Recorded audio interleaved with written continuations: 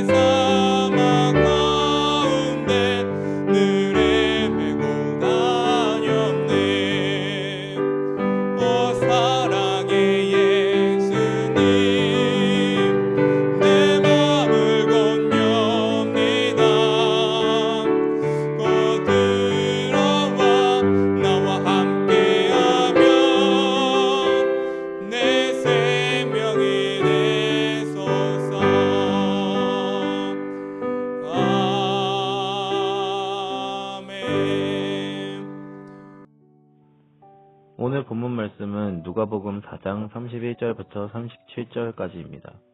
갈릴리의 가버나움 동네에 내려오사 안식일에 가르치심에 그들이 그 가르치심에 놀라니 이는 그 말씀이 권위가 있음이러라. 회당에 더러운 귀신 들린 사람이 있어 크게 소리질러 이르되 아 나사렛 예수여 우리가 당신과 무슨 상관이 있나이까 우리를 멸하러 왔나이까 나는 당신이 누구인 줄 아노니 하나님의 거룩한 자니이다. 예수께서 꾸짖어 이르시되 잠잠하고 그 사람에게서 나오라 하시니 귀신이 그 사람을 무리 중에 넘어뜨리고 나오되 그 사람은 상하지 아니한지라. 다 놀라 서로 말하며 이르되 이 어떠한 말씀인고 권위와 능력으로 더러운 귀신을 명함에 나가는도다 하더라. 이에 예수의 소문이 그 근처 사방에 퍼지니라. 예수님께서는 갈릴리의 가버나움에 오셔서 가르치기 시작하셨습니다. 예수님의 가르침과 말씀에는 권위가 있었습니다. 31절부터 보시면 갈릴리의 가버나움 동네에 내려오사 안식일에 가르치심에 그들이 그 가르치심에 놀라니 이는 그 말씀이 권위가 있음이러라. 이 말씀에서 예수님의 가르침에 권위가 있었다는 것은 매우 중요한 의미가 있습니다. 우리는 어떻습니까? 권위를 잃어버린 시대를 살아가고 있습니다. 목회자의 권위, 가장의 권위, 선생님의 권위가 땅에 떨어져 있습니다. 그런 우리들이기 때문에 오늘 말씀이 예사롭지 않게 들립니다. 복음에 권위가 있다라는 것입니다. 예수님께서는 나사렛에서 쫓겨나시고 오늘 갈릴리에서 가르치시는데 그 예수님의 가르침과 말씀은 당시 지도자들과 달리 권위가 있었다라는 것입니다. 예수 그리스도의 말씀에 권위가 있는 이유가 무엇입니까? 그분은 바로 하나님이시기 때문에 그렇습니다. 말씀의 권위는 듣는 사람의 반응, 인정, 평가를 통해 부여되는 것이 아닙니다. 또 말씀을 진정성 있게 했다고 해서 거기서 권위가 나오는 것도 아닙니다. 물론 예수님의 가르침에 그런 요소가 없었다는 의미는 아니지만 그런 것들이 권위를 주는 결정적인 요소는 아니라는 의미입니다. 그러면 무엇이 권위를 부여하느냐? 좋은 리더십일까? 호소력 있는 언변일까? 어떤 좋은 성품일까? 네, 여러 가지를 생각할 수 있지만 사람이 가진 그런 일시적인 어떤 요소들로 사람의 이목과 관심을 잠시 끌 수 있지만 때가 되면 시들어버립니다. 그래서 베드로전서에서 이렇게 증거하고 있죠. 너희가 거듭난 것은 썩어질 씨로 된 것이 아니요 썩지 아니할 씨로 된 것이니 살아있고 항상 있는 하나님의 말씀으로 되었느니라. 그러므로 모든 육체는 풀과 같고 그 모든 영광은 풀의 꽃과 같으니 풀은 마르고 꽃은 떨어지되 오직 주의 말씀은 세세토록 있도다 하였으니 너희에게 전한 복음이 곧 이 말씀이니라. 그러니까 이 말씀, 그것은 듣는 사람의 평가, 사람들의 반응과 관계없이 태초에 세상을 창조하셨던 하나님의 그 권위 있는 말씀과 같이 우리를 부르시고 우리를 거듭나게 하시고 우리를 소생케 하시는 권위 있는 하나님의 말씀, 그 말씀 자체에 권위가 있습니다. 이 권위라고 하는 것은 예수님이 하나님의 기름 부음을 받은 메시아임을 보여주는 증거가 됩니다. 32절, 36절에 보이지만 또 누가복음에 특별히 15번이나 사용되는 것을 볼 수 있습니다. 예수님의 권위를 인정하는 사람은 예수님이 나사렛 회당에서 선포하신 그 복음을 경험할 수 있게 되는 것이죠. 어떤 말씀이었습니까? 누가복음 4장 18절 19절 주의 성령이 내게 임하셨으니 이는 가난한 자에게 복음을 전하게 하시려고 내게 기름을 부으시고 나를 보내사 포로된 자에게 자유를 눈먼 자에게 다시 보게 함을 전파하며 눌린 자를 자유롭게 하고 주의 은혜를 전파하게 하려 하심이라. 이 말씀의 응함을 이 복음의 권위, 말씀의 권위를 인정하는 사람에게 그대로 나타난다라는 것입니다. 말씀의 권위에 대한 첫 번째 반응은 회당에 있던 더러운 귀신 들린 사람에게서 나타나는 것을 봅니다. 33절에 보시면 회당에 더러운 귀신 들린 사람이 있어 크게 소리 질러 이르되 그랬습니다. 그는 크게 소리를 지르면서 우리가 당신과 무슨 상관이 있습니까? 라고 질문합니다. 자기들의 일에 왜 개입하는지 따지고 있습니다. 귀신은 예수님의 개입으로 자기의 일들이 방해를 받는다고 생각하고 아주 그 특이한 내용이 나오죠. 라고 하는 감탄사가 나옵니다. 34절에 나사렛 예수여 우리가 당신과 무슨 상관이 있나이까 우리를 멸하러 왔나이까 나는 당신이 누구인지를 아노니 하나님의 거룩한 자니이다 그랬습니다.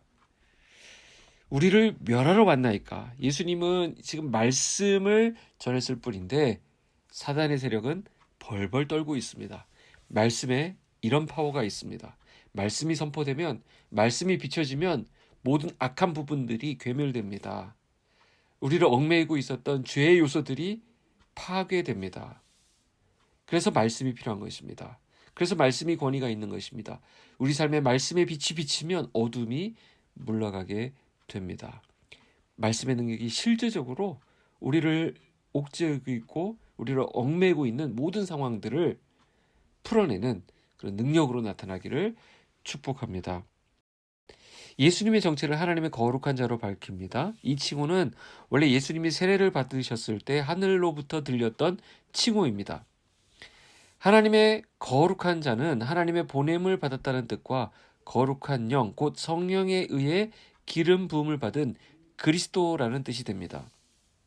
예수님은 이 더러운 귀신들의 세력을 파괴하기 위해서 오셨습니다.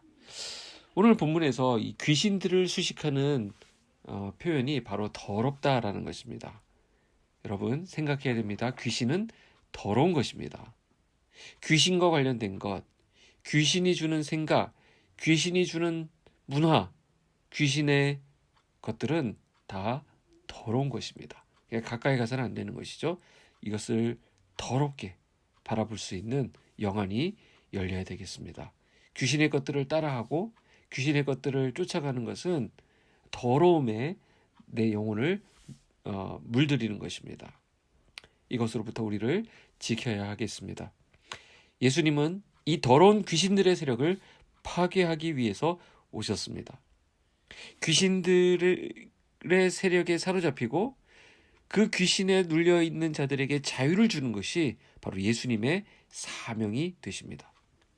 그래서 예수님은 귀신을 책망하시고 아무 말도 하지 못하도록 침묵하도록 명하십니다. 그리고 그 사람에게서 나오라고 명령하십니다.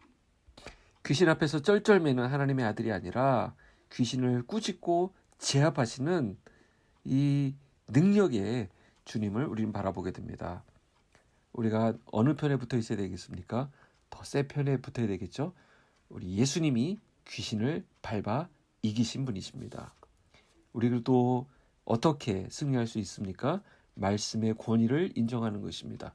말씀의 권위는 귀신을 쫓아내는 능력으로 실현됩니다. 예수님의 책망과 명령에 귀신은 숙주로 삼은 그 사람을 넘어뜨리기는 했지만 그 사람은 상처 하나 없이 회복되는 것을 봅니다. 귀신을 쫓아내는 장면을 목격한 사람들은 예수님의 말씀에 놀라게 되죠. 예수님의 말씀은 귀신을 쫓아낸 권위와 능력을 가지고 있습니다. 그래서 예수님의 활동에 대한 소문이 사방에 퍼지게 됩니다.